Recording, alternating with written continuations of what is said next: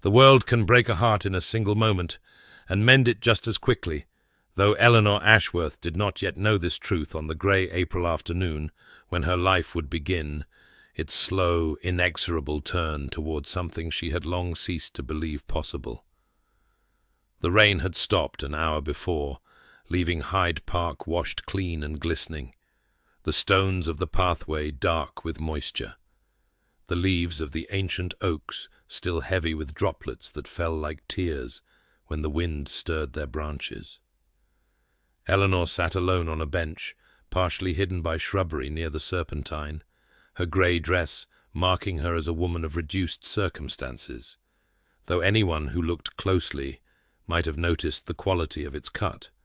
the quiet elegance that poverty had not yet stripped from her bearing.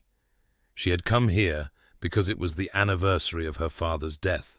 because this was the path where Jonathan Ashworth had walked with her when she was a child, pointing out the ducks and the swans, and telling her stories of the ships that had made his fortune,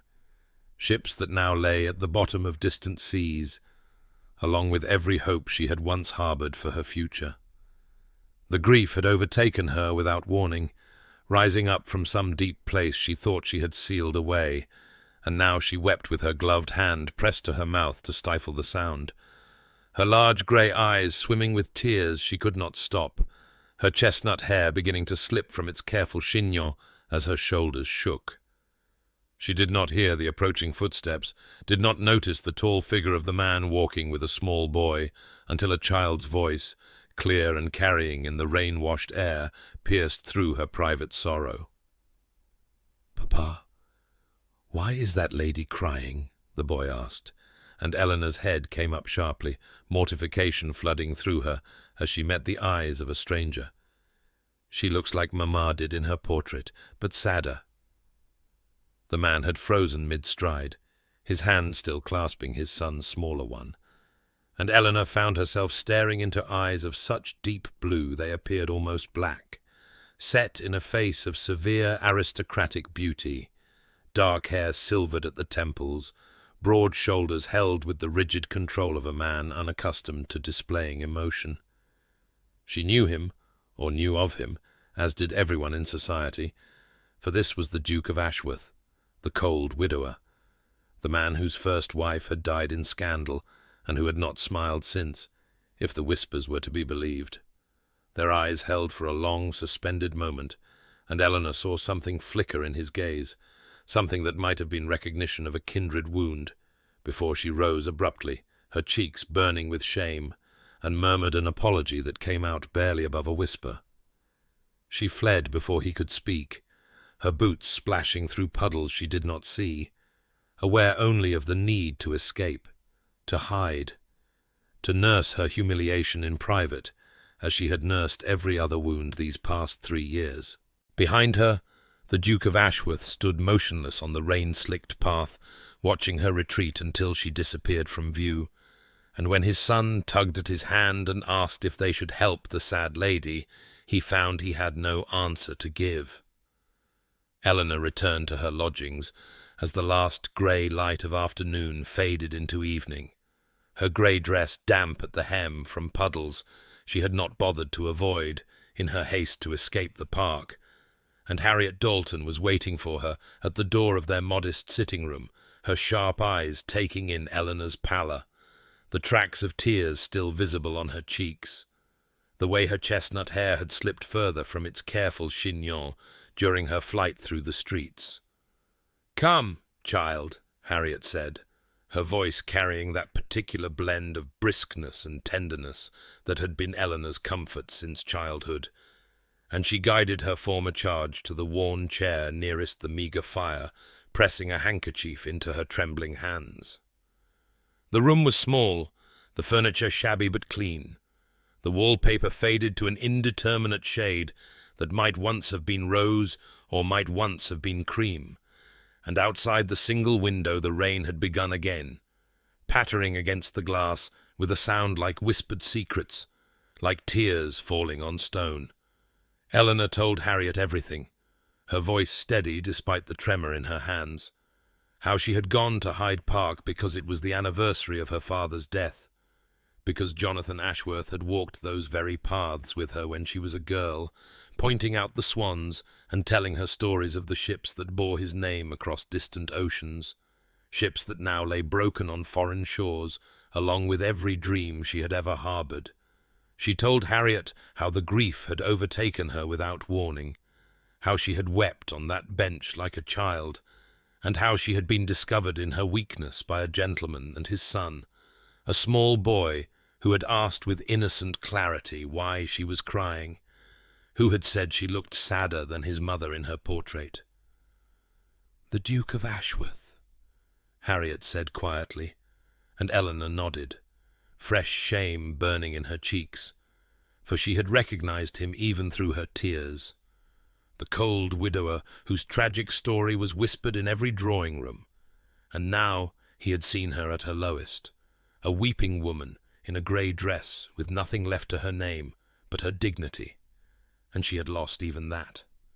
The conversation turned, as it always did in these dark evenings, to the circumstances that had brought them to these cramped rooms, to her father's death 6 months past, and the final collapse of the debts that had been mounting since the loss of his ships, to the sale of their home and the dispersal of their servants, and the slow, inexorable diminishment of everything Eleanor had once taken for granted. Harriet had stayed when she might have sought employment elsewhere, had refused any discussion of wages, had declared with characteristic firmness that she would not abandon the child she had raised simply because fortune had turned its face away. Their funds would not last another 3 months, Eleanor knew, and she had received one offer of marriage from an elderly merchant named Mr. Crane, who had made clear he wanted a decorative young wife and domestic convenience, whose eyes had lingered on her figure while he spoke of household management and wifely duties. She had refused him, though she wondered now if pride was a luxury she could no longer afford. "There was another offer once," Eleanor said, and her hand drifted to the hollow of her throat, 2 fingers pressing against the pulse that beat there, a gesture Harriet knew well. "Clarence Pemberton offered me pretty words and promises of devotion, and I believed everyone. 3 years ago, at the Hartwell Spring Ball, Eleanor had stood on the dance floor in a gown of pale blue silk, her father's fortune still intact, her future bright with possibility,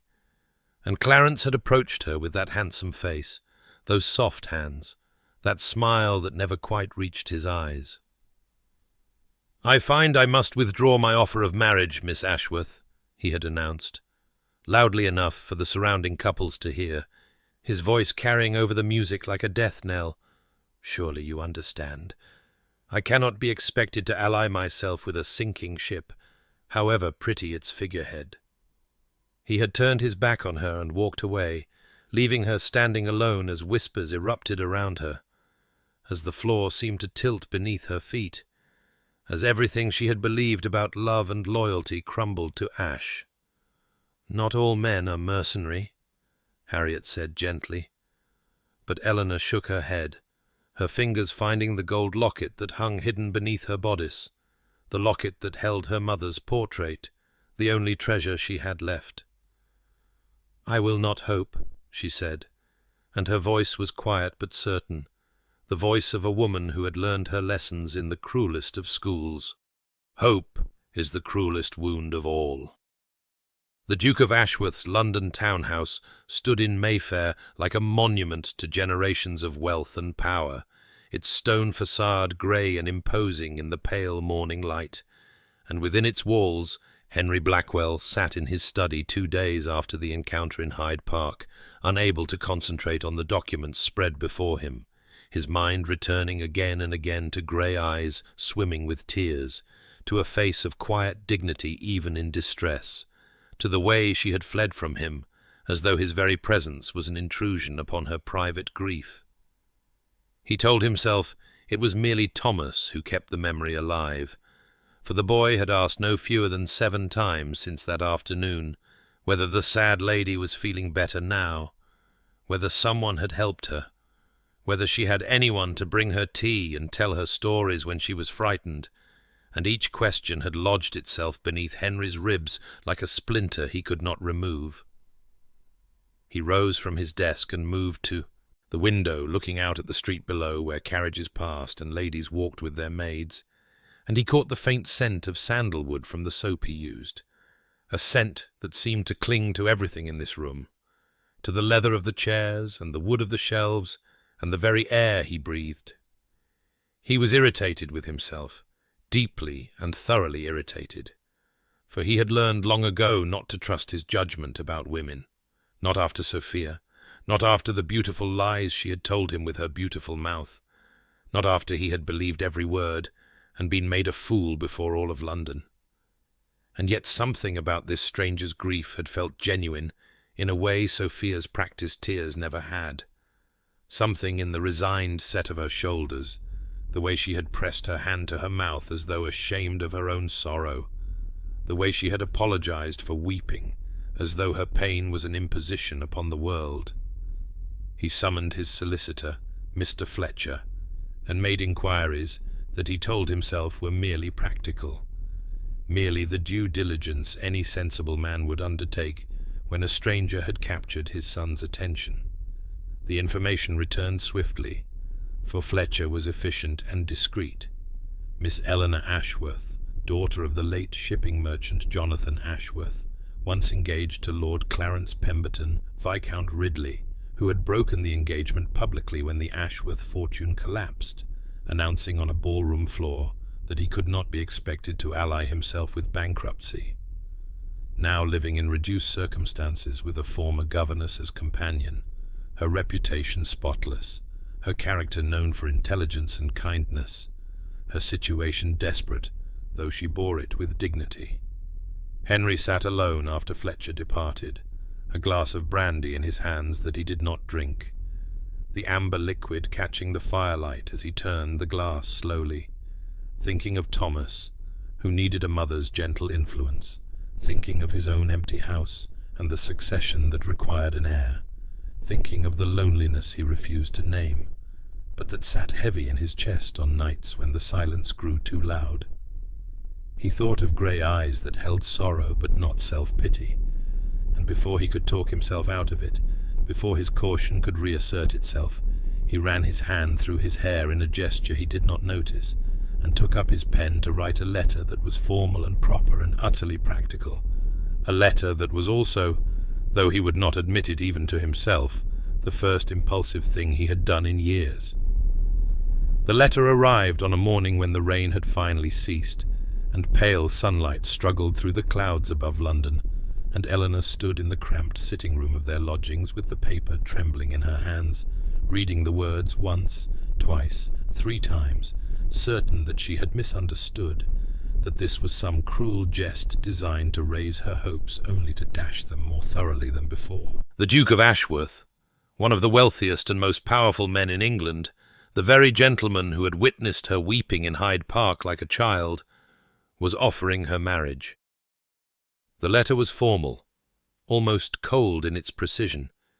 each word chosen with the care of a man who did not waste syllables on sentiment. He stated plainly that he required a wife for practical reasons,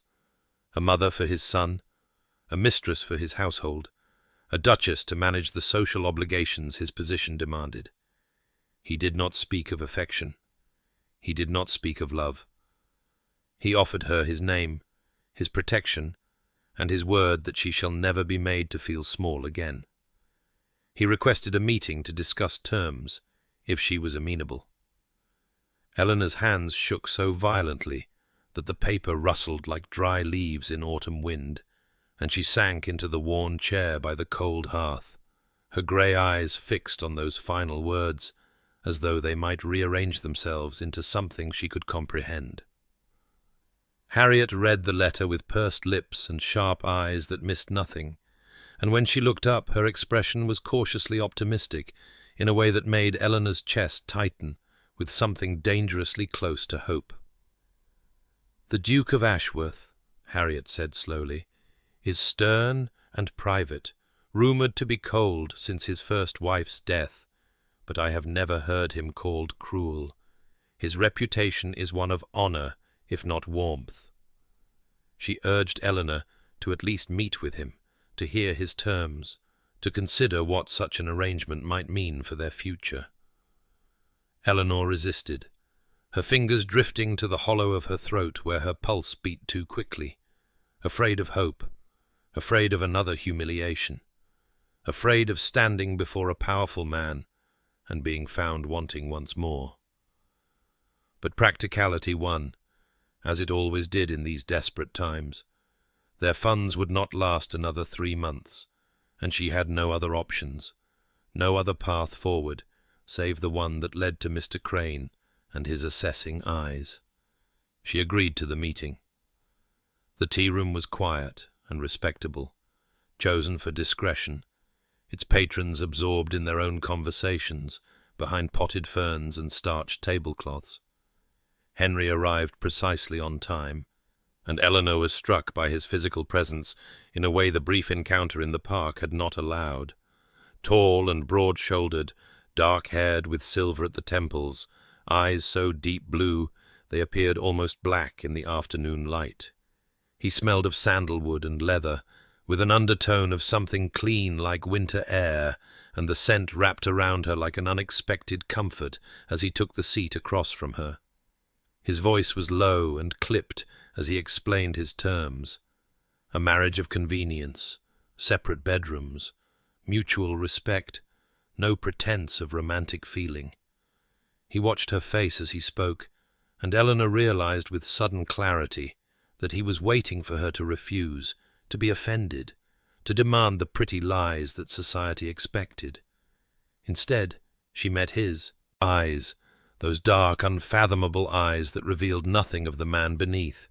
and said quietly, "I accept your terms, Your Grace. I have learned the cost of pretty words. I would rather have honest ones." Something flickered in his gaze, surprise perhaps, or respect, and his jaw tightened almost imperceptibly before he nodded once. It was done. The wedding was small and private and efficient, exactly as Henry had arranged it, held in a quiet church in Mayfair, where the morning light filtered through stained-glass windows and cast patterns of gold and blue across the worn stone floor, and Eleanor stood before the altar in a simple cream gown that Harriet had helped her choose, her chestnut hair arranged in an elegant chignon that revealed the graceful column of her neck, her mother's locket hidden beneath the modest neckline where it pressed warm against her racing heart. There were no guests beyond Harriet and the required witnesses, no flowers save a small arrangement of white roses on the altar, no music save the distant sounds of London awakening beyond the church walls, and Eleanor told herself that this was precisely what she wanted, that she had no use for the elaborate ceremonies that belonged to brides who believed in love and happy endings and all the pretty lies she had long since learned to distrust. Henry stood beside her in dark, formal attire, his broad shoulders blocking the light from the window behind him, his face severe and unreadable as the vicar spoke the ancient words that would bind them together, and when he turned to face her and took her hand in his to slide the ring onto her finger, Eleanor was startled by the warmth of his touch, by the careful gentleness with which his large fingers handled hers, by the way his deep blue eyes held her gaze without wavering, as he spoke his vows in a low, steady voice that seemed to resonate in her very bones. The ring was a band of gold, set with a single sapphire that caught the light and glowed like a captured piece of summer sky, and as it settled onto her finger, Eleanor felt something shift in her chest, some wall she had built beginning to tremble, though she would not let it fall. She spoke her own vows clearly, her voice steady, despite the pounding of her heart, and when the vicar pronounced them man and wife, Henry offered her his arm with formal precision and said simply, "Duchess," and the word sounded strange in his clipped voice, foreign and grand, and somehow terrifying in its finality. They were married, and she was safe, and she told herself firmly that this was enough, that safety was all she had ever truly wanted, that the flutter in her chest when his hand brushed hers was merely nerves and nothing more. The carriage ride to Blackwell Park took several hours through countryside that grew increasingly beautiful as London fell away behind them. Rolling hills and ancient forests and villages, with thatched roofs and church spires, reaching toward a sky that had cleared to pale spring blue, and Thomas sat with them in the carriage, bouncing with excitement as he chattered about his pony named Bramble and his nursery with its view of the lake and the gardens, where he was learning to identify every flower with the help of the head gardener, Mr. Shepherd. Henry answered his son's endless questions with a patience that surprised Eleanor, his voice softening almost imperceptibly when he spoke to the boy, his large hands gentle when he steadied Thomas against the swaying of the carriage, and Eleanor found herself watching him when she thought he would not notice, studying the way the silver at his temples caught the light, the way his jaw relaxed when Thomas made him almost smile, the way he looked out the window sometimes, as if seeing something beyond the passing countryside, something distant and unreachable and sad. He caught her watching once, their eyes meeting across the carriage, and neither looked away immediately, the moment stretching between them like a held breath until Eleanor felt warmth rise to her cheeks and turned hastily to the window, her heart beating too quickly, her fingers pressed to the hollow of her throat in the gesture she could not seem to break. Blackwell Park, when it finally came into view, took her breath away entirely, the estate spreading before them like something from a dream she had never dared to have. Rolling grounds of emerald green dotted with ancient oaks, whose branches reached toward the sky like supplicating arms, a grand house of honey-colored stone that glowed warm in the afternoon light, gardens stretching toward a distant lake that sparkled silver beneath the sun, and a conservatory whose glass walls glinted like diamonds against the darker green of the surrounding hedges. This was her home now, she realized with a shock that made her grip the edge of her seat. This vast and beautiful place, where generations of Blackwells had lived and loved and died, where she would be mistress of more rooms than she could count, where servants whose names she did not yet know would look to her for guidance and direction. The enormity of it threatened to overwhelm her, to crush her beneath the weight of expectations she was not certain she could meet. And when the carriage finally stopped before the great front doors, and Henry descended first to hand her down, his grip on her elbow was steady and warm and somehow reassuring, his touch lingering a moment longer than strictly necessary before he released her and stepped back. Harriet, arriving in the second carriage with the luggage, observed this small exchange with sharp eyes that missed nothing, and later, when they were alone in the suite of rooms that would be Eleanor's private domain, she said quietly, "Mark my words, child, that man has not looked at anyone the way he looks at you. He may not know it yet, but he will." The gardens of Blackwell Park unfolded before Eleanor like a living tapestry 3 days after her arrival, and she walked the gravel paths with Thomas's small hand tucked trustingly in hers as he chattered about every bush and bloom they passed, pointing out the pond where he had once caught a frog, and the ancient oak whose lowest branch he was learning to climb with the help of the head gardener, Mr. Shepherd, who Thomas assured her was very patient and never scolded even when he slipped. Eleanor found herself charmed by the boy's openness, by the way he shared his small kingdom without reservation or guile, and she recognized in his eager face something of the child she herself had once been, before disappointment had taught her to guard her heart behind walls of quiet dignity and measured words. The morning had dawned grey and uncertain, clouds gathering on the horizon in a way that promised rain before evening, and the air held that peculiar heaviness that preceded storms, thick with the scent of damp earth and growing things. As they rounded a hedge of perfectly trimmed boxwood, Eleanor glanced toward the house and saw Henry standing at the library window, his tall figure dark against the glass, watching them with an expression she could not read from this distance. She pretended not to notice, keeping her attention fixed on Thomas as he tugged her toward a bed of roses, but she felt the weight of Henry's gaze like a physical touch, and her pulse quickened in a way she firmly refused to acknowledge. Thomas waved enthusiastically at his father, his whole arm swinging with the abandon of childhood, and though Henry did not wave back, Eleanor noticed that he did not turn away either, his silhouette remaining at the window until they passed beyond the hedge and out of sight. When Thomas was called inside for his lessons by his governess, Miss Clara Beckett, Eleanor continued walking alone, drawn by some instinct she did not examine toward the conservatory she had glimpsed from the carriage on her first day. Through the glass walls she could see flowers in brilliant colours, hothouse blooms that defied the grey English weather, and among them, rising like pale stars against the green, a profusion of white camellias in full and glorious bloom. Eleanor stopped on the path, her breath catching in her throat, her hand rising unbidden to press against her chest where her mother's locket lay hidden beneath her bodice. White camellias had been her mother's favourite flower,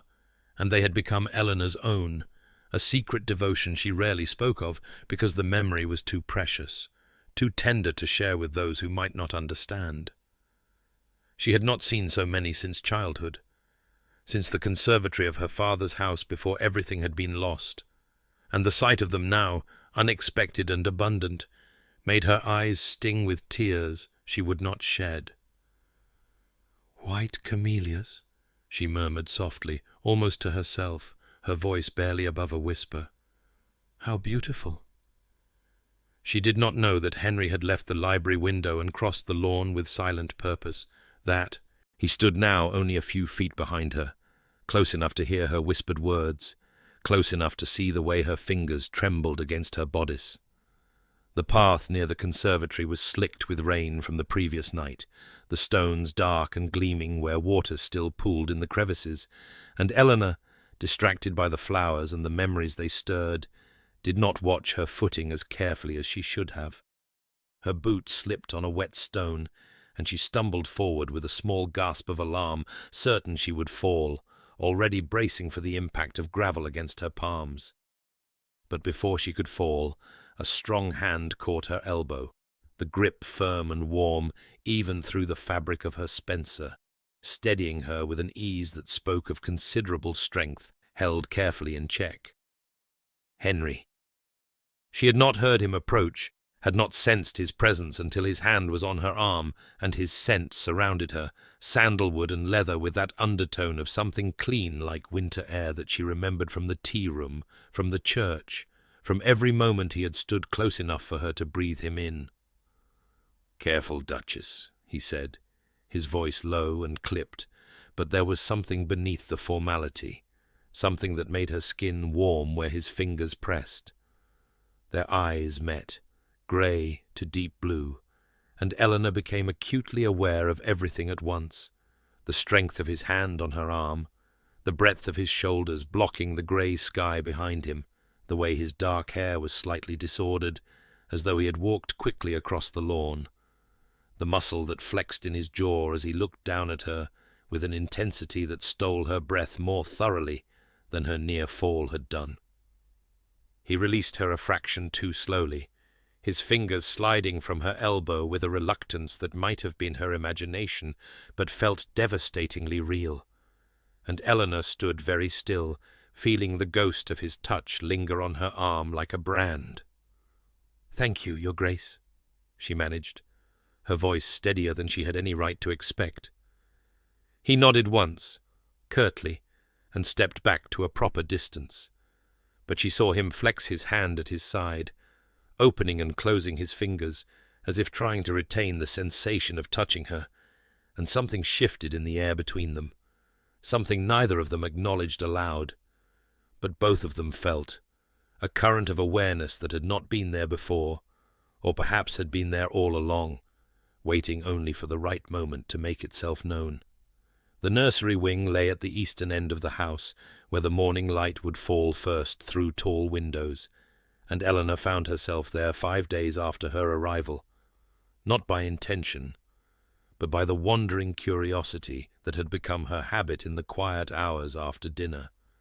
when the great house seemed to breathe around her like a living thing. and she had meant only to explore the gallery of family portraits she had glimpsed earlier that day. But sound of voices drew her down an unfamiliar corridor until she stood before a door left partially ajar, candlelight spilling through the gap in a warm golden ribbon across the polished floor. She knew she should not eavesdrop, knew that whatever passed between father and son in this private hour was not meant for her ears. And yet something held her motionless, some instinct that whispered she was about to witness something important, something that would change the careful architecture of distance she had built around her heart. Through the narrow opening she could see Henry kneeling beside Thomas's small bed, his broad shoulders curved inward as he brought himself to his son's level, and the severity that marked his features in daylight had softened in the candlelight until he looked almost gentle, almost tender, almost like a different man entirely, from the one who spoke to her in clipped formal phrases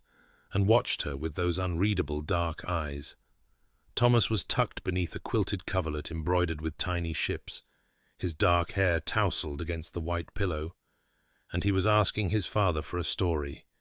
"Please, Papa," the one about the brave knight. And Henry's voice when he answered was low and rough, with an affection that made Eleanor's throat tighten. "Once there was a knight," Henry began, one large hand reaching out to brush a lock of hair from Thomas's forehead with impossible gentleness, "who was afraid of the dark, though he told no one of his fear, for he believed that knights must never be afraid." Thomas's eyes were wide and fixed on his father's face with perfect trust,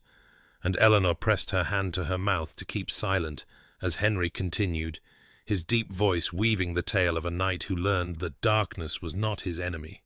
that fear was not his weakness, that courage was not the absence of terror,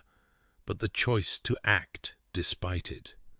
"Even the bravest knights feel fear," Henry said quietly, and something in his voice suggested he was no longer speaking only of the story. "Courage is not the absence of fear, Thomas. It is choosing to act despite it." Thomas was quiet for a moment, his small face thoughtful, and then he asked in that direct way children have, "Papa, were you ever afraid?" Henry's hand stilled on the coverlet, and Eleanor saw his jaw tighten in the way she had come to recognize, the way that meant he was suppressing something too large to speak. "Every day," he said finally, his voice barely above a whisper, "when you were small and your mother was gone, I was afraid I would fail you." Eleanor's eyes filled with tears that spilled hot down her cheeks before she could stop them, and she pressed harder against her mouth, her chest aching with something she could not name,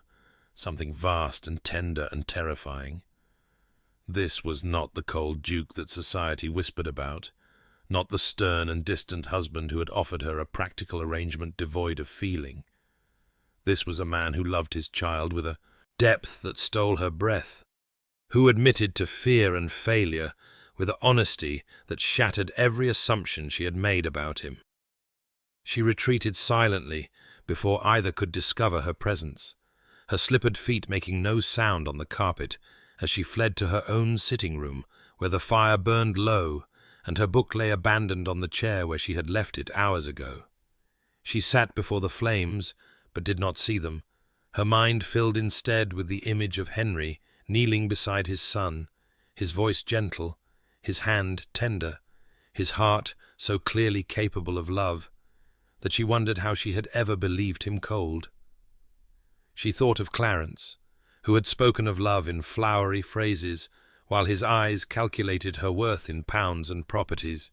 and she thought of Henry, who had never spoken a tender word to her, and yet had shown her more genuine care in small gestures than Clarence had shown in 2 years of courtship. She pressed her hand to her chest, feeling her heart beat too quickly beneath her palm, and she recognized the signs with a terror that matched anything Henry's Story Knight had faced. She was in danger. She was beginning to feel. Harriet entered some time later and found Eleanor staring into the dying fire, her grey eyes silver with unshed tears, and her expression troubled in a way that made the older woman set aside her embroidery and take the chair beside her. "What has happened, child?" Harriet asked, and Eleanor, unable to keep the secret, told her what she had witnessed, her voice soft and halting as she described Henry's gentleness with Thomas, his admission of fear, the way his whole demeanour had transformed in the candlelight of the nursery. Harriet listened without interruption, her sharp eyes seeing far more than Eleanor's words revealed, and when the tale was finished she said gently, "A man who loves his child so tenderly is capable of great love, Eleanor. Perhaps he has simply forgotten how to show it to anyone else." Eleanor shook her head, her hand drifting to the hollow of her throat in the gesture she could not seem to break. "I cannot afford to hope, Harriet. We agreed to a practical arrangement. He does not want my heart."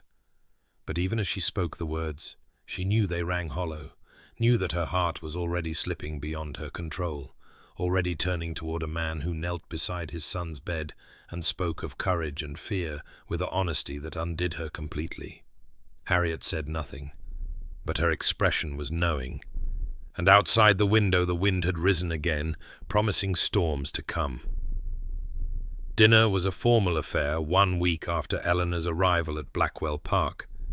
as it had been each evening since she had taken her place at the foot of the long mahogany table with Henry at its head, and Thomas seated between them like a small bridge spanning the vast distance of polished wood and silver candlesticks and careful silence. And Harriet sat in her customary chair near Eleanor, her presence a comfort, even as the conversation remained stilted and proper, each exchange measured and weighed, as though words were currency, too precious to spend freely. Henry inquired about Eleanor's day with the same formal courtesy he might extend to a visiting dignitary, and she responded with careful pleasantries about the gardens and her correspondence and the book she had been reading, all the while acutely aware of the chasm between them that seemed to widen with every polite phrase. And she wondered if this was how all their evenings would unfold. Two strangers bound by law and circumstance, sharing a table but nothing more. Their silences filled not with companionship, but with the careful avoidance of anything that might crack the veneer of propriety they had constructed around themselves. Thomas fidgeted in his chair, clearly bored by the adult restraint that governed the meal, his small legs swinging beneath the table as he pushed his food around his plate with the restless energy of a child who longed to be anywhere but trapped in formal dining. And Eleanor felt a pang of sympathy for him, remembering her own childhood dinners, where laughter had been as common as bread, and her father's voice had filled the room with warmth and stories. It happened so quickly that afterward Eleanor could never quite piece together the precise sequence of events. Thomas, attempting to cut his meat with more enthusiasm than skill, somehow launched a piece of potato from his plate with the force of a small catapult, and the morsel sailed across the table in a graceful arc that seemed to hang suspended in the candlelight before landing, with perfect and devastating accuracy, directly upon the tip of Henry's nose. There was a moment of frozen horror in which time itself seemed to stop, Thomas's eyes going wide with terror at what he had done, Eleanor's hand flying to her mouth in shock, even Harriet stiffening in her chair, as though bracing for the storm that must surely follow. And Henry's expression was utterly unreadable, his dark blue eyes fixed on some middle distance as the potato balanced absurdly on his aristocratic nose. Then Thomas, unable to contain himself despite his fear, let out a small giggle that he immediately tried to swallow. And something broke loose inside Eleanor, something that had been locked away for years behind walls of dignity and sorrow, and the careful control she had learned was necessary for survival, and she laughed, a real laugh, unguarded and musical, and utterly beyond her power to stop, the sound spilling from her like water from a broken dam, and she pressed her hand harder against her mouth, but it did nothing to stem the tide of mirth that shook her shoulders and brought tears to her eyes. Henry stared at her across the length of the table, the potato still perched ridiculously on his nose, and something extraordinary happened. The corner of his mouth curved upward just slightly, just enough to transform his severe features into something almost boyish, almost warm. And his eyes, when they met hers, were not the deep black of his guarded moments, but the clear summer blue she had glimpsed only in rare and precious instances. He removed the potato from his nose with immense dignity, setting it carefully on the edge of his plate as though it were a matter of no consequence whatsoever. But his eyes remained fixed on Eleanor's laughing face with an intensity that made her breath catch even through her mirth. And she saw in his expression something she had never seen directed at her before, something that looked almost like wonder. After dinner, they retired to the drawing-room, where the fire crackled warmly against the rising wind outside, and Thomas was permitted to stay up late as a reward for providing such memorable entertainment. Settling himself on the carpet near the hearth with his collection of toy soldiers, while Eleanor and Henry took chairs that were, she noticed, closer together than they had ever sat before, close enough that she could smell the familiar sandalwood and leather of him, close enough that if she reached out her hand, she might almost touch his sleeve. Harriet observed from across the room with her embroidery forgotten in her lap, her sharp eyes missing nothing of the changed atmosphere between husband and wife, and Eleanor felt the weight of that knowing gaze, but could not bring herself to care, not when Henry turned to her and said quietly, his voice pitched low enough that only she could hear, "You have a lovely laugh, Duchess. I had not heard it before." The warmth that bloomed in Eleanor's chest at his words was almost painful in its intensity, and she found herself tilting her head slightly to the right as she answered, her grey eyes warming to silver in the firelight. "I had not had occasion to use it, Your Grace." Their eyes met and held, and something passed between them in that moment, something unspoken but understood, an acknowledgment that the careful distance they had maintained was beginning to crumble, that the practical arrangement they had agreed upon was transforming into something neither of them had anticipated. Thomas made battle sounds with his soldiers, oblivious to the shift occurring above his head, and outside the wind rose higher, promising rain before morning, but Eleanor barely noticed, too consumed by the warmth in Henry's summer-sky eyes and the almost smile that still lingered at the corner of his mouth, a smile that seemed meant for her alone. The days at Blackwell Park folded one into another, like the pages of a book Eleanor found herself reluctant to close, and she settled into her role as Duchess with an ease that surprised her, moving through the great house with growing confidence as the household staff, initially watchful and reserved, began to warm to her quiet competence and genuine interest in their lives and labours, and she learned their names one by one, committing each to memory along with the small details they shared. The housekeeper, Mrs. Morton's daughter, who was expecting her first child, the footman, James, whose mother was ill in the village, the cook, Mrs. Henley, whose receipt for apple tart had won prizes at the harvest fair for 3 years running, and Eleanor found that remembering these things cost her nothing, but brought such visible pleasure to those she spoke with that she wondered why anyone would choose to do otherwise. And she did not know that Mrs. Morton had confided to Harriet one afternoon over tea in the housekeeper's sitting-room that the new Duchess was nothing like the last one, that one never learned a single servant's name in all her years here, treated us like furniture, she did. But her Grace, she sees us. She truly sees us. And Harriet had smiled and said nothing, but felt a fierce pride in the girl she had raised from childhood. The small moments accumulated like snowfall, each one slight in itself, but together forming something substantial and undeniable. And Eleanor began to notice that Henry appeared at breakfast each morning now, though she had learned from Mrs. Morton that he had previously taken that meal alone in his study for years, and he would look up from his correspondence when she entered and nod in greeting, and sometimes he would ask her opinion on matters of the estate, tenant disputes that required delicacy, charitable donations to the village church and school, improvements to the cottages that housed the families who worked his lands, and he listened to her answers with genuine attention, his dark blue eyes fixed on her face as she spoke, and she found herself thinking more carefully about her responses, because he seemed to value them,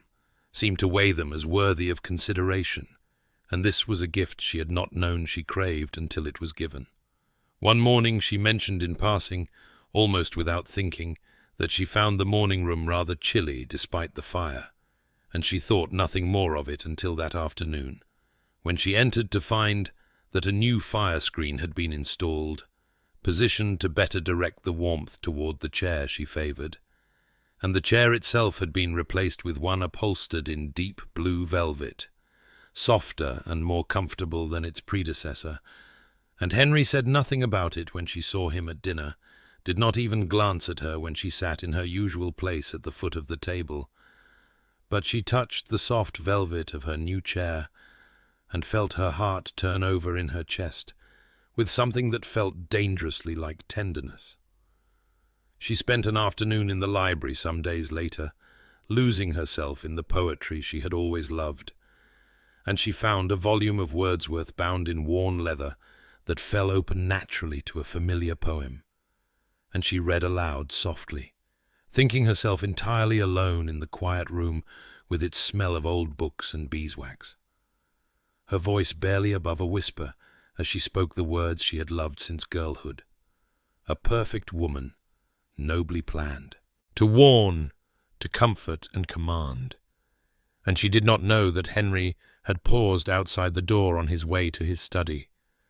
that he stood motionless in the corridor, with his hand gripping the doorframe until his knuckles whitened, his eyes closed as he listened to her voice give life to verses that seemed to describe everything he had not known he was seeking.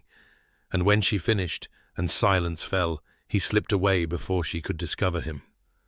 But later that evening, when she returned to the library, she found the book had been moved to a small table beside her favorite chair, a silk ribbon marking the page she had been reading, and she told herself it meant nothing, that a servant must have tidied it, that she was foolish to imagine otherwise. But that night she dreamed of blue eyes warming to the color of summer sky, and she woke with her hand pressed to her racing heart, and the certain knowledge that she was losing a battle she had never intended to fight. The storm announced itself long before it arrived, the afternoon sky darkening to the color of bruised plums as clouds gathered above Blackwell Park with the weight of something inevitable. And by the time evening fell, the wind had risen to a howl that rattled the windows in their frames and sent the servants scurrying to secure shutters and check the fires,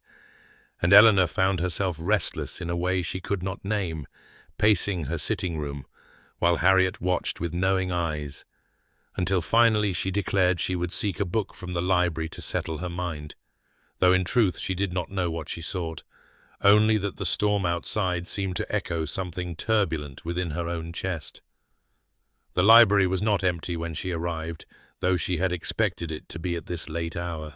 and she paused in the doorway when she saw Henry standing at the tall windows with his back to the room, his figure silhouetted against the flash of lightning that split the sky, and there was something in the set of his shoulders, something in the stillness of his posture, that made her hesitate on the threshold, as though she had stumbled upon a private grief. A glass of brandy sat untouched on the table beside his usual chair,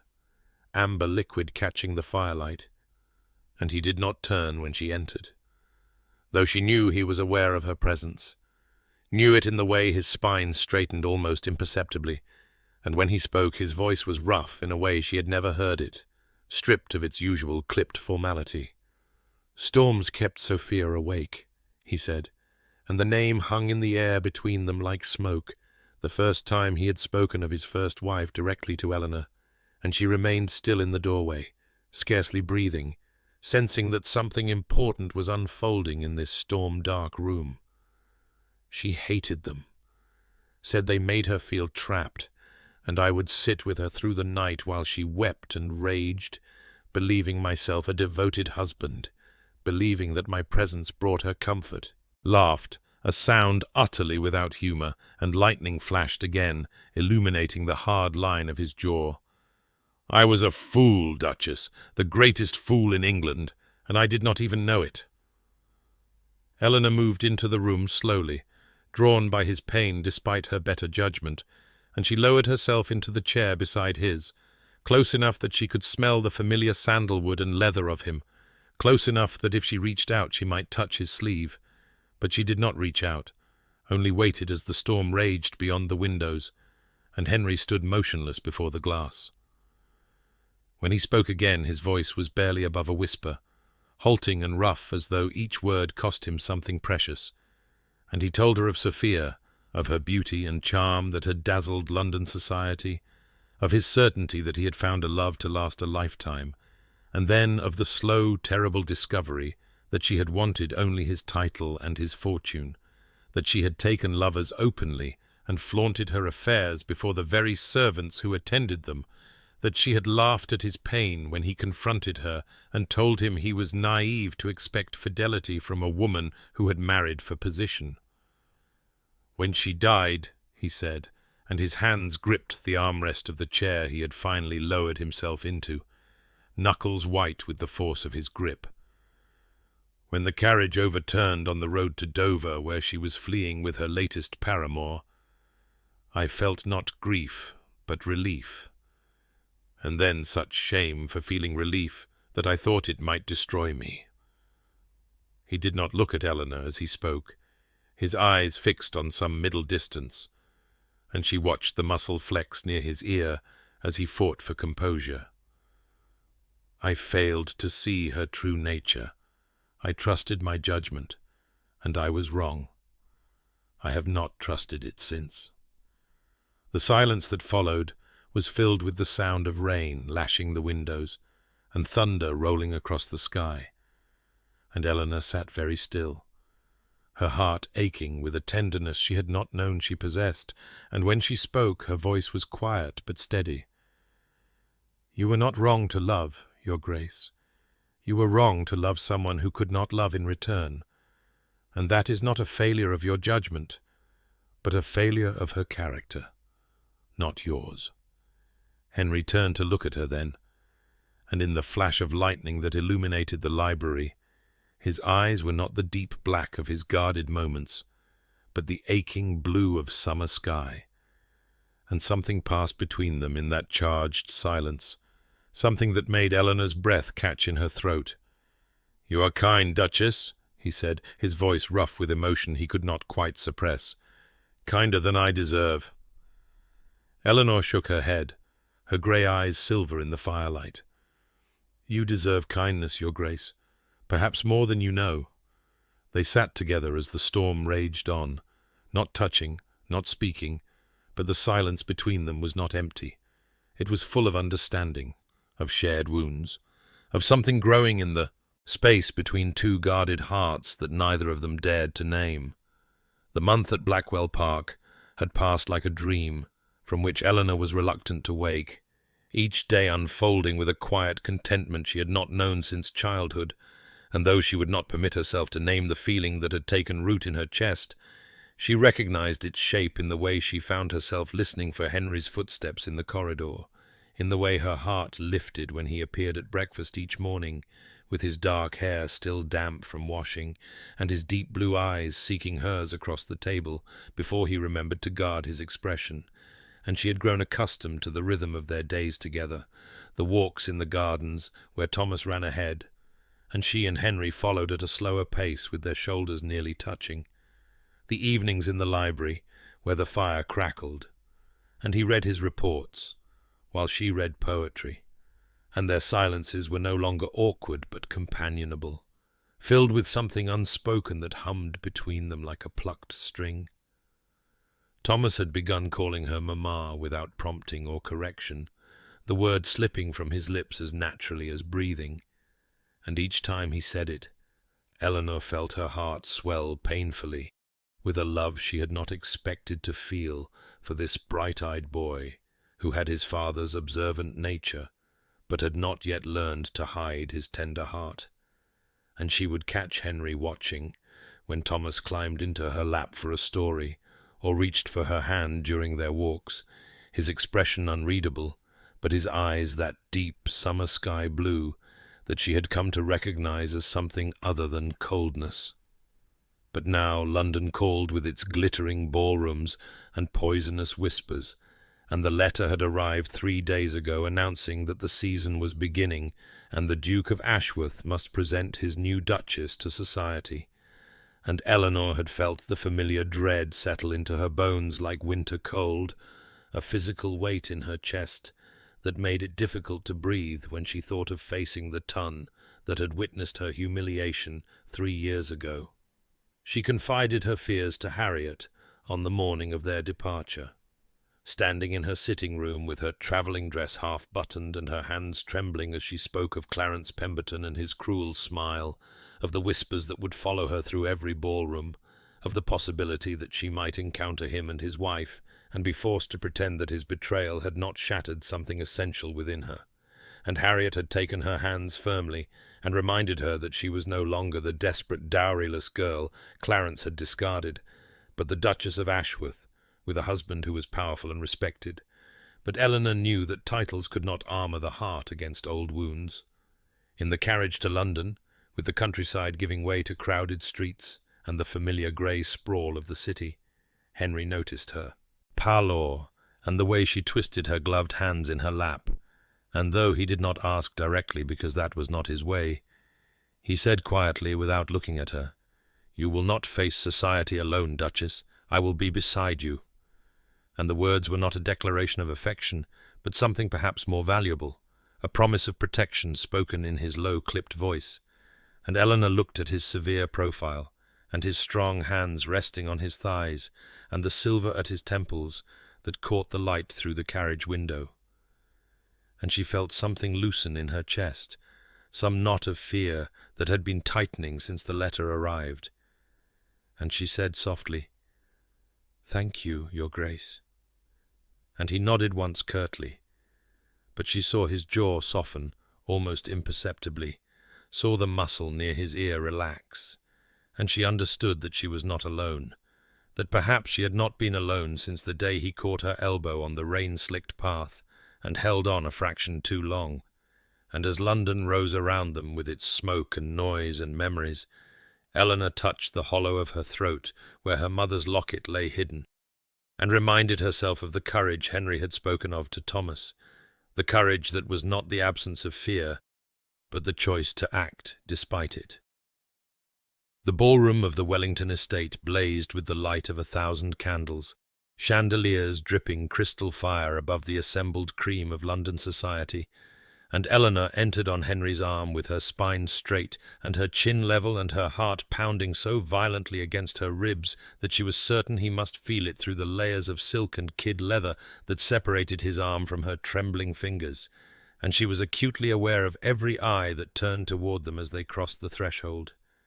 Every fan that lifted to shield whispered words, every glance that raked over her gown of pale blue silk, and the sapphires at her throat that Henry had presented to her that afternoon without comment, simply leaving the velvet case on her dressing-table as though such magnificence were nothing remarkable. And the whispers began immediately like wind through dry leaves. The new Duchess, the girl Pemberton discarded, risen from disgrace to the highest title in the land, and Eleanor kept her expression serene through sheer force of will, even as her stomach churned, and her free hand longed to rise to the hollow of her throat in that nervous gesture she had never quite conquered. Henry was a wall of dark-clad strength beside her, his presence commanding respect even from those whose eyes gleamed with malice, and she drew courage from the solid warmth of his arm beneath her fingers, from the faint scent of sandalwood and leather that had become as familiar to her as her own heartbeat. And when he glanced down at her with those deep blue eyes, she saw something in them that might have been concern, might have been encouragement, and she lifted her chin a fraction higher and allowed him to lead her into the glittering fray. They navigated an hour of introductions and congratulations, of curtsies and bows and murmured pleasantries, and Eleanor performed her role with the quiet dignity that had always been her armour, accepting compliments on her gown and her jewels and her remarkable fortune with gracious murmurs, while society matrons assessed her worth, and young debutantes eyed her position with barely concealed envy, and through it all Henry remained at her side, his hand covering hers on his arm, his presence a silent declaration that she was under his protection, and Eleanor began to believe that perhaps she might survive this evening after all. Then she saw him, and the fragile peace she had constructed shattered like glass beneath a careless heel. For Clarence Pemberton was approaching through the crowd with his golden hair gleaming in the candlelight, and his handsome features arranged in an expression of exaggerated courtesy that did not reach his pale blue eyes, and behind him trailed Lady Augusta with her sour expression and her magnificent diamonds and her obvious dissatisfaction with everything around her, and Eleanor felt her blood turn to ice in her veins as 3 years of carefully buried humiliation rose up to choke her. Clarence bowed with elaborate formality, his soft manicured hands making elegant gestures that seemed to mock the very notion of respect, and he addressed Henry first with the deference owed to a duke, before turning to Eleanor with a smile that curved like a blade, and when he spoke his voice carried just far enough for the surrounding guests to hear, as it had carried that terrible night at the Hartwell Spring Ball when he had destroyed her before all of London. "Your Grace," he said to her, making the title sound like an insult, "how unexpected to find you risen so high.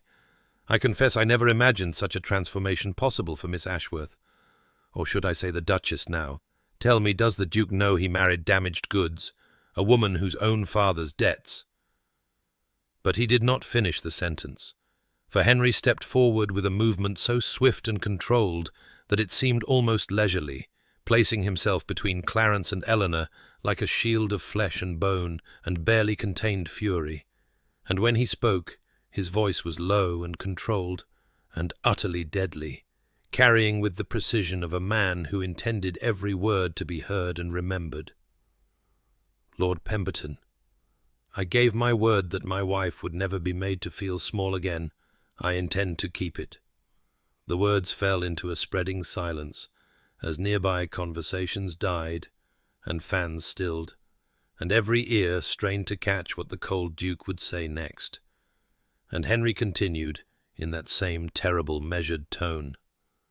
"You discarded a woman of intelligence and dignity and worth, because you lacked the character to see beyond a balance sheet. That failure was yours, not hers, and now you stand before me in my presence insulting the Duchess of Ashworth." His eyes were black ice, his jaw set like granite, and Eleanor watched Clarence's face drain of colour as the full weight of the Duke's displeasure settled upon him like a physical blow. "You are not welcome in any house where I am received. You are not welcome to speak to my wife, or to look at my wife, or to speak her name. If I hear that you have done so, I will ensure that every door in England closes to you. Do I make myself clear?" Clarence stammered something that might have been an apology or a protest, his handsome face ugly now with fear and resentment, and he bowed jerkily and retreated through the crowd that parted before him like water before a sinking stone. And Lady Augusta followed with her diamonds flashing,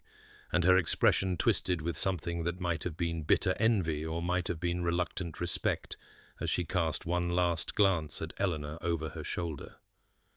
The whispers that rose in their wake were of a different tenor now, awed and speculative. The Duke defended his Duchess, the Duke loves his wife, and Eleanor stood frozen with tears pricking her eyes and her heart so full she thought it might burst from her chest. And when Henry turned back to her, his expression had softened almost imperceptibly, the ice in his eyes thawing to that summer sky blue she had come to treasure, and he offered her his hand with a formality that could not quite hide the tenderness beneath. "Shall we dance, Duchess?"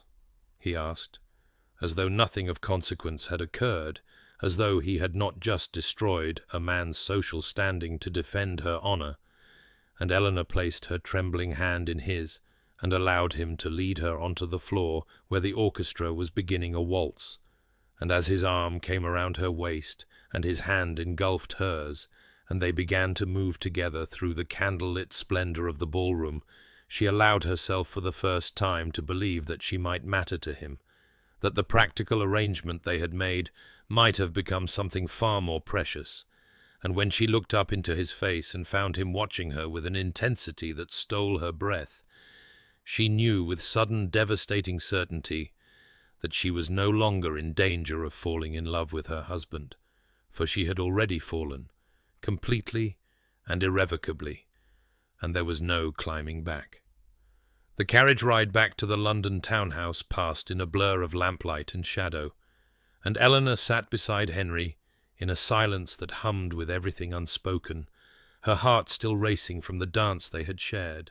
from the way his hand had rested at the small of her back as he guided her through the waltz, from the warmth in his eyes when he looked down at her that was nothing like the cold Duke society whispered about. And when they arrived, and he handed her down from the carriage, his fingers lingered on hers for a breath longer than propriety demanded, and she felt the ghost of his touch all the way up the stairs to her private sitting room, where Harriet was waiting with tea and sharp, knowing eyes. Eleanor sank into the chair by the fire, still wearing her pale blue silk and the sapphires that felt warm against her throat, and she pressed her hand to her chest where her heart refused to slow its frantic beating. And Harriet watched her for a long moment before setting down her embroidery and saying in that practical voice that had guided Eleanor through every trial of her life, "A man who defends you before the world, child, has already declared himself. The words are merely formality." And Eleanor shook her head, even as tears pricked her eyes, because she wanted so desperately to believe it, and yet could not quite allow herself to hope, not when hope had wounded her so deeply before, not when she had sworn to herself that she would accept security and companionship and expect nothing more. But the memory of Henry's voice, low and deadly as he destroyed Clarence Pemberton with nothing but words and the weight of his displeasure, would not leave her, nor would the image of his face when he turned back to her and offered his hand to dance, as though he had not just upended her entire understanding of their arrangement. And she touched the hollow of her throat where her mother's locket lay hidden beneath the sapphires, and whispered, "He made me a promise, Harriet. He said I would never be made to feel small again, and he kept it. But that does not mean—" She could not finish the sentence because she did not know what it did not mean, did not know anything any more except that her heart had betrayed her completely, and she was in love with her husband, wholly and irrevocably, and the knowledge was both terrifying and exhilarating in equal measure. A soft knock came at the door, and Eleanor's breath caught as Henry's voice, low and rough in a way she had never heard it, said through the wood, "I wanted to ensure you were well, Duchess. The evening was eventful." And she rose on trembling legs and crossed to the door and opened it to find him standing in the hallway with his cravat loosened and his dark hair slightly dishevelled, as though he had run his hand through it, that gesture she had come to recognize as suppressed emotion, and his deep blue eyes searched her face with an intensity that made her pulse stutter. "I am well, Your Grace," she managed, her voice barely above a whisper. "Thanks to you." And something flickered in his expression, something that looked almost like longing before he shuttered it away, and he nodded once and said, "Sleep well, Eleanor," using her Christian name for the first time since their wedding, and the sound of it on his lips was sweeter than any endearment Clarence had ever offered. And then he was gone, his footsteps retreating down the corridor, and Eleanor closed the door and leaned against it with her hand pressed to her racing heart, while Harriet smiled quietly into her embroidery and said nothing at all. The days following the Wellington ball passed in a strange, suspended state for Eleanor, each hour weighted with significance she could not quite name, and she found herself watching Henry with new eyes as they moved through the rituals of the London season together, attending dinners and musicales and afternoon calls where society observed them with barely concealed fascination, the whispers now tinged with something that sounded almost like admiration, for the tale of the Duke's defence of his Duchess had spread through drawing-rooms and clubs like wildfire, embellished with each retelling until Henry had become a romantic hero, and Eleanor a vindicated heroine, and she did not know whether to be grateful or terrified by the way the ton now looked at them, as though their marriage were a love match, rather than the practical arrangement it had been, though she was no longer certain what it was becoming, no longer certain of anything except that her heart raced when Henry entered a room, and her skin remembered the warmth of his hand at her back during their waltz,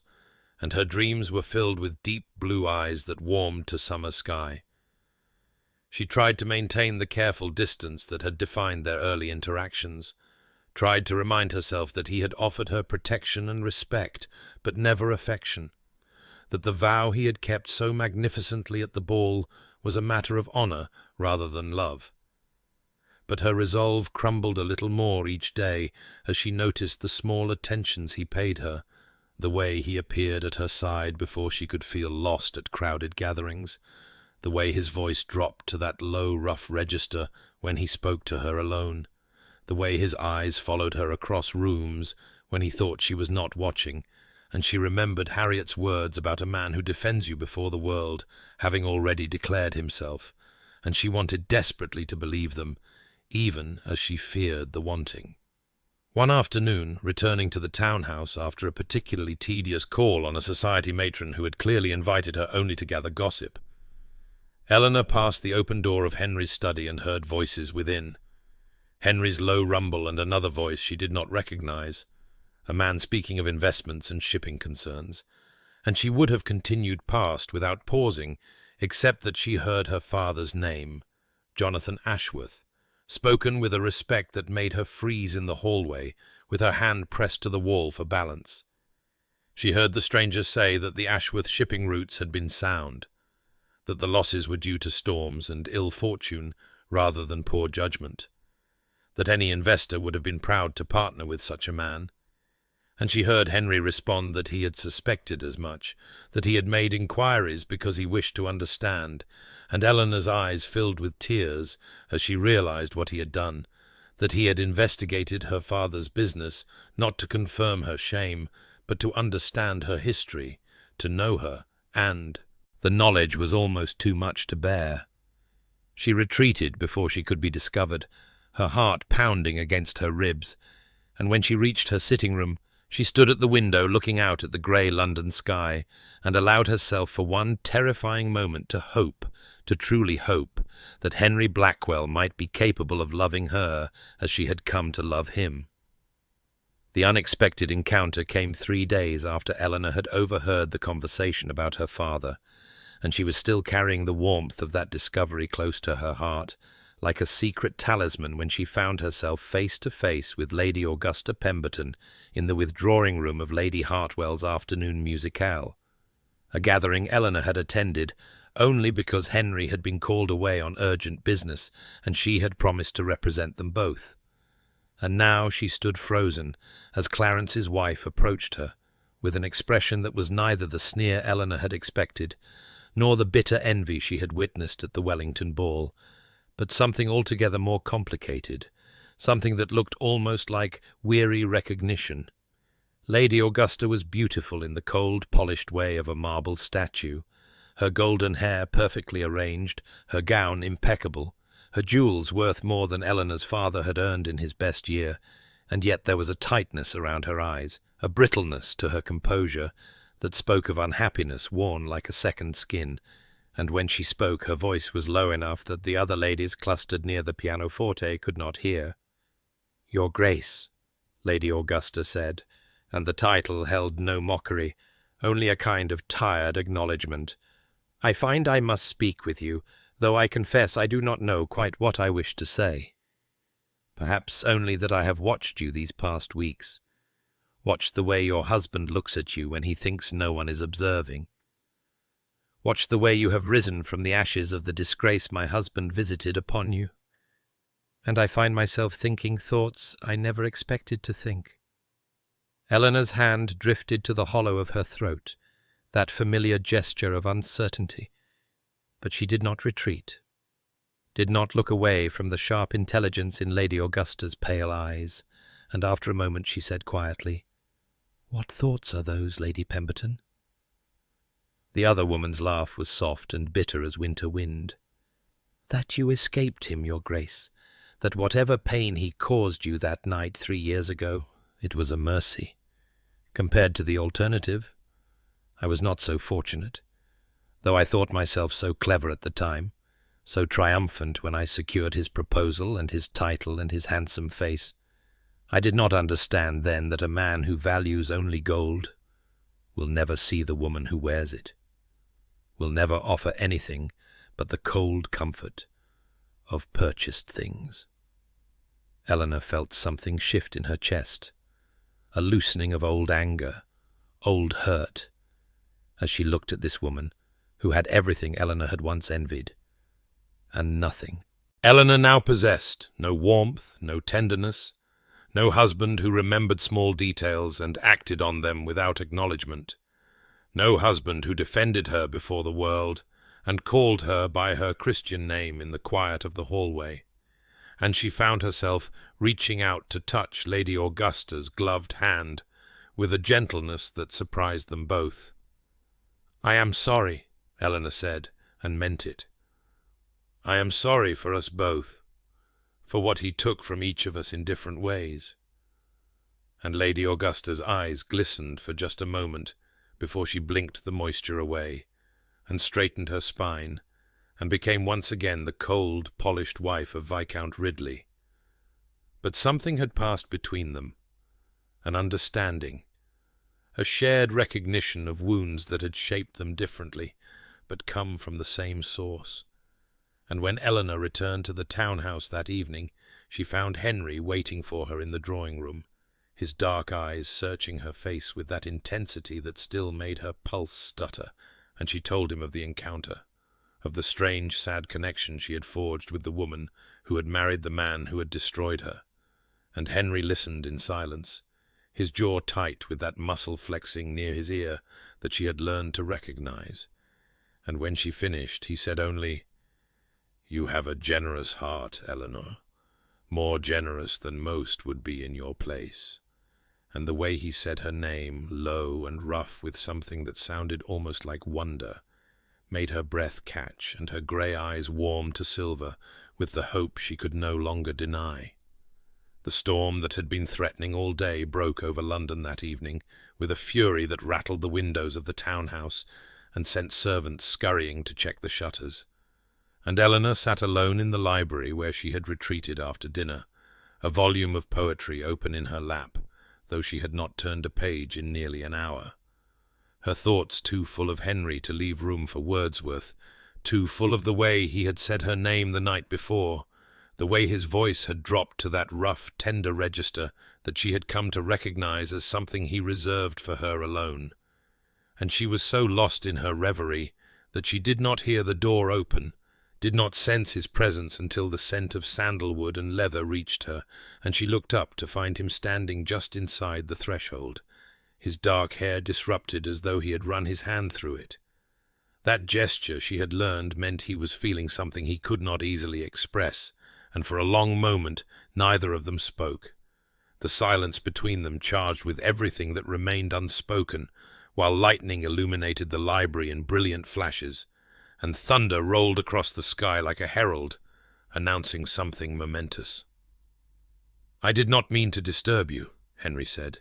his voice low, but he did not move to leave.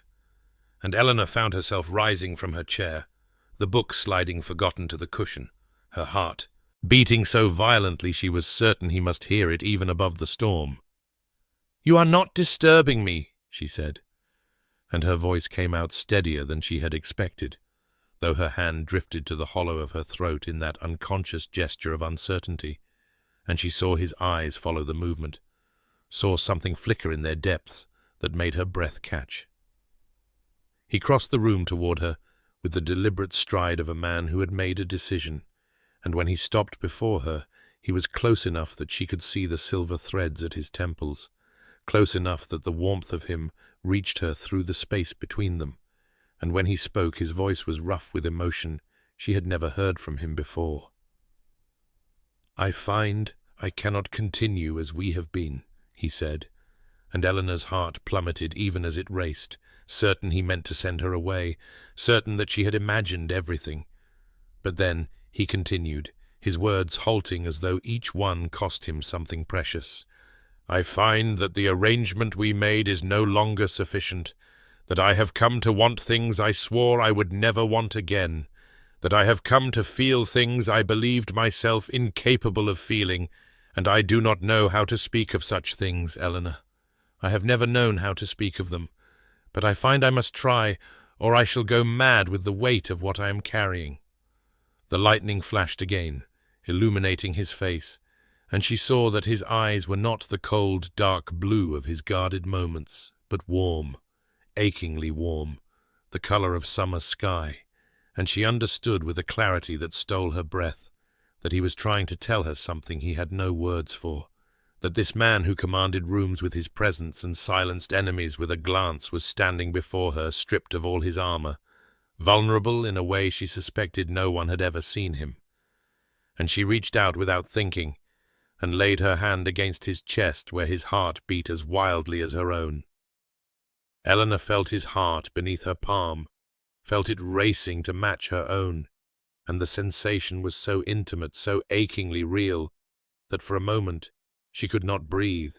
could not think, could only stand there in the storm-lit library with her hand pressed to his chest, and her grey eyes locked with his blue ones. And then Henry spoke again,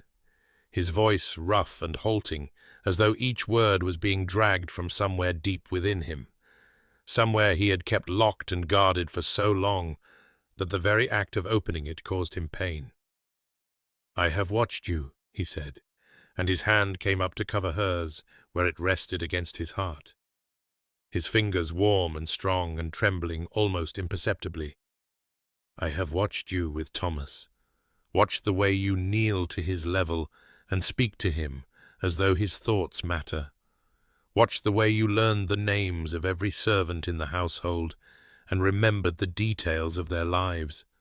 watched the way you read poetry in the library when you think, yourself alone, and I have found myself standing outside doors simply to hear your voice, found myself arranging my days around the moments when I might see you, found myself thinking of you when I wake and when I sleep and in every hour between, and I do not know when it happened. Eleanor, I do not know when this arrangement we made became something I could not bear to lose, but I know that it has. I know that you have become essential to me in ways I never anticipated and never sought, and cannot now imagine living without." The lightning flashed again, illuminating the tears that had begun to slip down Eleanor's cheeks, and she heard herself whisper, her voice breaking on the words, "I promised myself I would not hope. You have made me break that promise." And Henry's expression shifted, something cracking open behind his eyes, something that looked like wonder and fear and desperate longing all tangled together, and he reached up with his free hand to cup her face, his thumb brushing away her tears with a gentleness that made her heart ache. "I know I am not skilled at this," he said, his voice dropping lower still, rough as gravel, tender as a prayer. "I know I have given you formality when you deserved warmth, silence when you deserved words, distance when you deserved closeness. But I am asking you now, Eleanor, I am asking if you might find it in your heart to accept what I am trying so poorly to offer, which is everything, which is all of me, which is a love I did not believe myself capable of feeling until you walked into my life with your grey eyes and your quiet dignity and your courage that puts my own to shame." He paused, and she saw him swallow hard, saw the muscle flex near his ear, saw him run his hand through his hair in that gesture she had come to recognize as the sign of emotion too great to contain. And then he said, his voice barely above a whisper, "I love you, Eleanor. I love you, and I find I cannot go another moment without telling you so, without asking if there is any possibility, any hope at all, that you might one day come to feel the same." And Eleanor, who had spent 3 years building walls around her heart, who had sworn never to hope again, who had accepted a practical arrangement because she believed herself unworthy of anything more, looked up at this man who had defended her before the world, and remembered small details and shown her his hidden tenderness. And she said, her voice steady despite her tears, her grey eyes warming to silver, "I do not need to come to feel the same, Henry. I already do.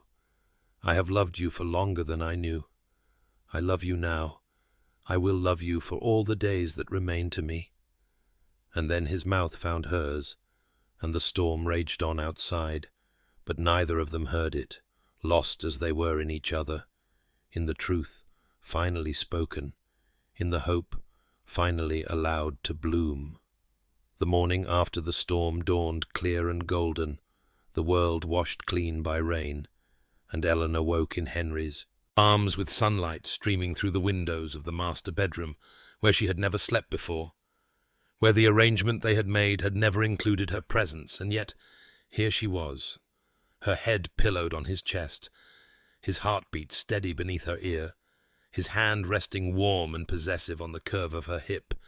and she lay still for a long moment, simply breathing, simply existing in this new reality where hope was no longer a wound but a gift, where love was no longer a transaction but a truth spoken aloud in a storm-lit library and sealed with kisses that had tasted of tears and joy and the overwhelming relief of finally being seen. Henry stirred beside her, and she felt his lips press against her hair, felt the rumble of his voice in his chest as he murmured her name, just her name, Eleanor, spoken with such tenderness that her eyes filled with tears all over again, and she tilted her face up to find him watching her with those eyes that were no longer guarded, no longer the cold, dark blue of a man who had armored his heart against the world, but warm, achingly warm, the color of summer sky, the color she had come to recognize as the truth of him that he showed only to her. They rose late and descended to breakfast together, and if the servants noticed that the Duchess emerged from the Duke's chambers rather than her own, their faces showed nothing but carefully concealed satisfaction, and Eleanor caught the housekeeper exchanging a meaningful glance with the butler that spoke of wagers won and hopes fulfilled, and she felt warmth bloom in her chest at the realization that the household had been watching, waiting, hoping for exactly this. Harriet was waiting in the morning room when they entered, her embroidery in her lap, and her sharp eyes taking in everything, the way Henry's hand rested at the small of Eleanor's back, the way Eleanor's grey eyes had warmed to silver and stayed there, the way they moved together now as though the distance that had once separated them had simply ceased to exist. And when Eleanor met her former governess's gaze, Harriet smiled, that knowing smile that had seen through pretense since Eleanor was a child, and said quietly, "Did I not tell you, child, that man has not looked at anyone the way he looks at you? He did not know it then, but he knows it now." And Eleanor felt tears prick her eyes again as she crossed the room to embrace the woman who had been mother and friend and counsel through her darkest years, whispering her thanks against Harriet's shoulder, while Henry watched with an expression of such unguarded tenderness that Eleanor's heart turned over in her chest. Later that morning, Thomas burst into the drawing-room, where Eleanor sat reading, his small face alight with excitement, and he threw himself into her arms, crying, "Mamma, Mamma, Papa says we are to have a picnic in the garden, all 3 of us together." And over his tousled dark head, Eleanor met Henry's eyes where he stood, in the doorway, and she saw in his gaze the same wonder she felt, the same grateful disbelief that this was real, that this was theirs, that the practical arrangement they had made had somehow, impossibly, become everything neither of them had dared to hope for. The weeks that followed their declaration unfolded like the pages of a story Eleanor had never dared to imagine for herself. each day bringing new discoveries about the man she had married and the life they were building together. And she found herself marveling at how completely everything had changed while remaining, in its essential nature, exactly the same. For Henry was still the man who showed his love through action rather than flowery words. Still the man who remembered small details and acted upon them without acknowledgement. Still the man whose jaw tightened when he suppressed emotion and whose hand ran through his dark hair when he allowed himself to feel. But now these gestures were accompanied by others, by the brush of his fingers against hers when they passed in hallways, by the way he would pause in doorways simply to look at her as though memorizing her face, by the low murmur of her name, spoken like a prayer, when they lay together in the darkness of the master bedroom that had become their shared sanctuary. The season continued around them, a whirl of balls and dinners and afternoon calls, and Eleanor navigated it all with a confidence she had not known she possessed, her spine straight and her chin level, not from practiced dignity born of necessity, but from the genuine assurance of a woman who knew herself loved, who knew that the man beside her would step between her and any threat, social or otherwise, without hesitation or regret. Society watched them with fascination, the whispers now carrying a different tenor entirely, for the tale of the Duke's defence of his Duchess had spread through London's drawing rooms like wildfire, embellished with each retelling until it had achieved the status of legend, and wherever Eleanor went she felt the weight of curious gazes, some envious, some admiring, all acknowledging that the girl Clarence Pemberton had discarded had risen not merely to a title, but to something far more rare and precious, a marriage that appeared, against all expectation, to be a genuine love match. Thomas flourished in the warmth of their happiness, his small face bright with the security of a child who knows himself surrounded by love. And Eleanor found herself treasuring the moments when the three of them were together, Henry's severity softening as he watched his son, her own heart full to bursting with gratitude for this family she had never expected to claim as her own. Harriet observed it all with the knowing satisfaction of a woman whose predictions had proven true, and one afternoon, finding Eleanor alone in the morning room of the London townhouse, she settled into the chair beside her former charge and said quietly, her sharp eyes gentle with affection, "You have become the woman your mother always hoped you would be, child. Not merely a duchess, but a woman who knows her own worth, and has found a man worthy of her heart." And Eleanor felt tears prick her eyes as she reached for the locket that rested against her skin. The locket that now held not only her mother's portrait, but a pressed white camellia, placed there by Henry's own hands on a morning when he had found her in the conservatory and had said, his voice rough with the emotion he still struggled to express, that he wanted her to carry something of their life together, close to her heart always. The years that followed wrote themselves across the pages of Eleanor's life in ink of gold and silver, in the laughter of children, and the quiet moments of a love that only deepened with time. And as she stood one autumn afternoon in the garden of Blackwell Park, with the afternoon light slanting through the ancient oaks, and the scent of rain-washed earth rising around her, she marvelled at how completely the world had transformed since that grey April day, when she had wept alone on a bench in Hyde Park, never imagining that sorrow would prove to be the doorway to joy. Thomas was 12 now,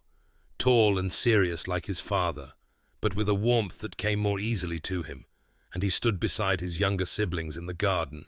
helping little Catherine gather fallen leaves, while baby William toddled between them on unsteady legs. And Eleanor watched them with a heart so full she thought it might overflow, these children who called her mother, this family she had never dared to dream would be hers. Henry emerged from the house and crossed the lawn toward her, and even after all these years, the sight of him still made her breath catch. The silver at his temples more pronounced now, the severity of his features softened by the happiness that had become his constant companion. And when he reached her side, he did not speak, but simply took her hand, his fingers intertwining with hers in that gesture that had become as natural as breathing, and together they watched their children play in the golden light. She thought sometimes of Clarence Pemberton, who had grown bitter and small in his loveless marriage, whose name was spoken in drawing-rooms with pity rather than respect, and she felt not triumph but something closer to gratitude, for his cruelty had set her on the path that led to Henry, and she could not regret any step of a journey that had brought her here. The locket still rested against her heart, her mother's portrait now accompanied by the pressed camellia Henry had placed there, and she touched it sometimes when she needed to remember how far she had come, from the girl who had vowed never to hope, to the woman who had learned that hope was not a wound, but a gift, not a weakness, but a courage, not a foolish dream, but the very foundation of a life well lived. Henry lifted her hand to his lips, pressing a kiss to her fingers, and when she looked up at him, she saw in his eyes the same wonder she felt, the same grateful disbelief that this was real, that this was theirs, that love had found them both when they had ceased to look for it, and had proven itself not in grand declarations, but in the accumulation of ordinary moments, in morning light and evening fires, in the weight of a child's hand and the warmth of a shared silence, in the simple, profound miracle of being truly known and truly loved. Thank you for walking this path with Eleanor and Henry, for believing in love that grows from respect and trust, for understanding that the deepest happiness often comes not from the fulfillment of our expectations, but from the grace of discovering something far better than we ever dared to imagine.